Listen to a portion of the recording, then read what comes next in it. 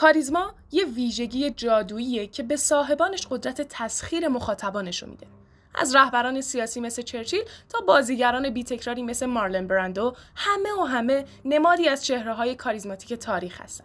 اما همه چهره‌های کاریزماتیک تاریخ خوشنام نیستن و تاریخ پر از دیکتاتورهای کاریزماتیکه.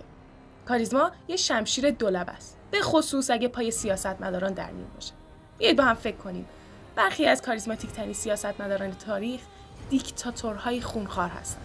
کاریزما رو میشه یه شمشیر پنهان دیکتاتورها برای رسیدن به پیروزی دونست.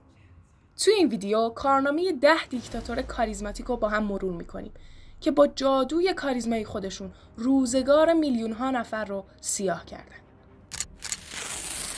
قبل از هر چیز لطفاً این ویدیو رو لایک کنید و کافه کلاژ رو سابسکرایب کنید. آدولف هیتلر، سیاستمدار آلمانی و رهبر آلمان نازی، یکی از بدنام‌ترین دیکتاتورهای تاریخه. هیتلر به لطف کاریزمای عجیب خودش تونست به سرعت پله‌های پیشرفت رو طی کنه و در چشم به هم زدنی پیشوای آلمان بشه. در 1 سپتامبر 1939 هیتلر با حمله به لهستان جنگ جهانی دوم رو آغاز کرد. جنگی که دنیای جدید رو ساخت. هیتلر پرچمدار برتری نژادی و نسل‌کشی سیستماتیک 6 میلیون یهودی بود. کاریزمای خاص هیتلر به خصوص در وقت سخنرانی یکی از مهمترین ابزارهای او برای تحقق اهدافش بود.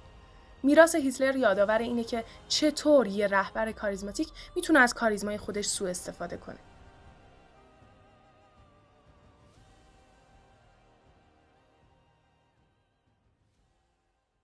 بنیتو موسولینی، نسخه ایتالیایی هیتلر.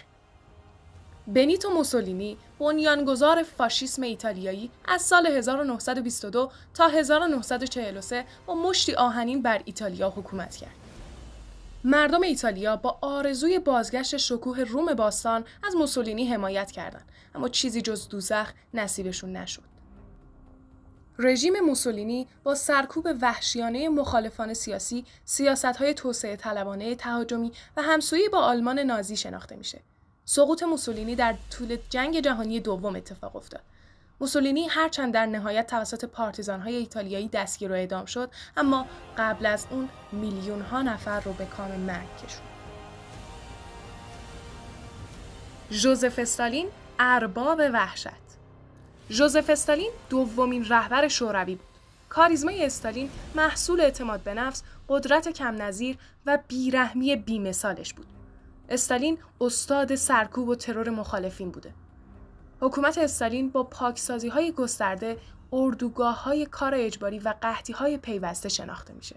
اقدامات او از جمله پاکسازی بزرگ منجر به مرگ و رنج میلیون‌ها نفر شد.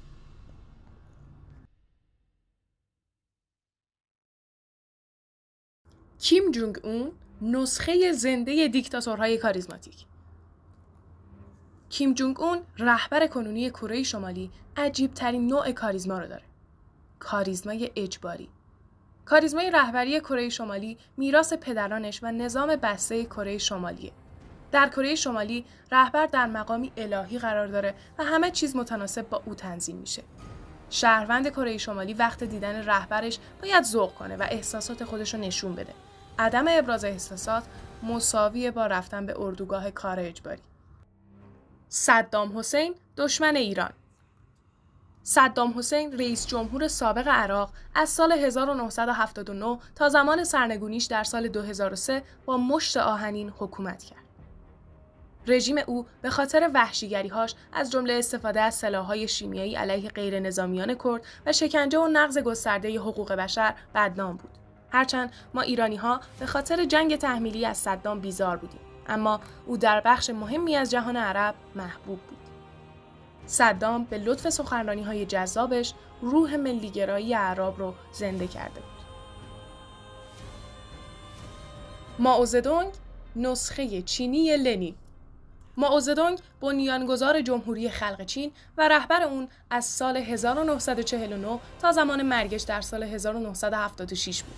مائو چنان قدرتمند و کاریزماتیک بود که سیاست‌های مرگبارش بی چون و چرا پیش می‌رفت.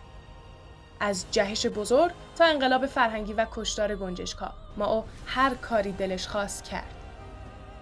جهش اقتصادی مطلوب مائو به جای توسعه چین به قحطی فاجعه بار منجر شد. انقلاب فرهنگی که هدفش حفظ ایدئولوژی کمونیستی بود، سیستم آموزشی رو ویران کرد. با این همه حفظ یکپارچگی چین و اقتدار سیاسی و نظامی باعث حفظ کاریزمای مائو شد. نیکولای چاوشسکو، نابودی کاریزما. سرنوشت نیکولای چاوشسکو به ما یاد میده کاریزما همیشگی نیست. سیاست‌های چاوشسکو منجر به فقر و سرکوب گسترده شد. ویژگی بارز رژیم رومانی استفاده گسترده از پلیس مخفی برای نظارت و کنترل مردم بود. در رومانی کوچکترین مخالفتی سرکوب میشد. در نهایت اقدامات چاوشسکو و شرایط وخیم اقتصادی به یک خیزش انقلابی خشن منجر شد. چاوشسکو و همسرش در روز کریسمس دستگیر، محاکمه و تیرباران شدند. این سرنوشت رهبری کاریزماتیک بود که اعتبار و کاریزماش به باد رفت و قربانی زیاده‌خواهی خودش شد. پل پوت، مردی تشنه خون. ما پل پوت رهبر کامبوج رو کمتر میشناسیم، اما او دیکتاتوری تشنه به خون بود. از سال 1975 تا 1979 رژیم او به دنبال تبدیل کامبوج به یک جامعه روستایی و بی‌طبقه بود. حکومت او در مدت تنها 4 سال حدود 1,700,000 نفر از جمعیت 8 میلیون نفری کامبوج رو در کشتزارهای این کشور اعدام کرد. تصور پل پوت برای خلق یک آرمان شهر کشاورزی تبدیل به جهنمی کم نظیر و یکی از بزرگترین نسل‌کشی‌های قرن 20 شد. فردیناند مارکوس، دیکتاتور مدعی سرکوب کمونیسم. فردیناند مارکوس، رئیس جمهور سابق فیلیپین، از سال 1965 تا 1986 با ترکیبی از فساد، سرکوب سیاسی و حکومت نظامی به عنوان رهبری کاریزماتیک یکه‌تازی می‌کرد. مارکوس در سال 1972 به بهانه سرکوب کمونیست‌ها حکومت نظامی اعلام کرد. اما این تنها فرصتی جذاب برای حفظ قدرت و سرکوب مخالفان سیاسی بود. رژیم او با نقض حقوق بشر، فساد گسترده و سوء مدیریت اقتصادی شناخته میشه. معمر قذافی، کاریزمای دیکتاتور دیوانه. معمر قذافی پس از به دست گرفتن قدرت در کودتای سال 1969 42 سال بر لیبی حکومت راند. مشخصه رژیم او استبداد، سرکوب مخالفان و جاه طلبی‌های شخصی دیوانه‌وار بود. دیدگاه قذافی برای لیبی شامل ترکیبی منحصر به فرد از سوسیالیسم و اسلامی بود. کاریزمای او را میتوان کاریزمای دیوانه‌وار نامید. او هر جا که میرفت خیمه میزد. تیم ویژه‌ای از محافظان زن داشت و معتقد بود رهبر لیبی نیست. ریشه کاریزمای او در این جنون و البته رویکرد عربی بود. موج بهار عربی در سال 2011 به جنگ داخلی در لیبی منجر شد. در نتیجه این جنگ، قذافی دستگیر و توسط نیروی شورشی اعدام شد. راز دیکتاتورهای کاریزماتیک چیه؟ این 10 دیکتاتور نشون میده که چگونه کاریزما وقتی با قدرت مطلق همراه بشه میتونه به عواقب ویرانگری منجر بشه. اما چرا اینجوریه؟ چرا دیکتاتورها محبوبن؟ راز این ماجرا در قدرت نهفته است. ما به طور طبیعی به قدرت علاقه داریم و یکی از منابع کاریزما هم قدرته. هر آدم قدرتمندی تا حدی کاریزماتیکه. اگه این قدرت با توانایی‌هایی مثل چهره خوب، سخنوری و هوش ترکیب بشه، کاریزما از قبل هم قوی‌تر میشه. در چنین شرایطی دیکتاتورهای کاریزماتیک به راحتی